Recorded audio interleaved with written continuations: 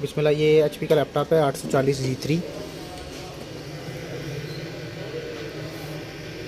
ये साउंड सुन रहे हैं आप, फ़ैन की जो है ना साउंड बहुत तेज़ आ रही है और ये वाइब्रेट भी हो रहा है। यही इसको प्रॉब्लम आ रही है। तो चेक करेंगे फ़ैन का इशू है या किसी और चीज़ का इशू है, तो उसको ओपन कर लेंगे कंप्लीट। तो इंशाल्लाह जो भी प्रॉब्लम है इसकी क्लियर करेंगे।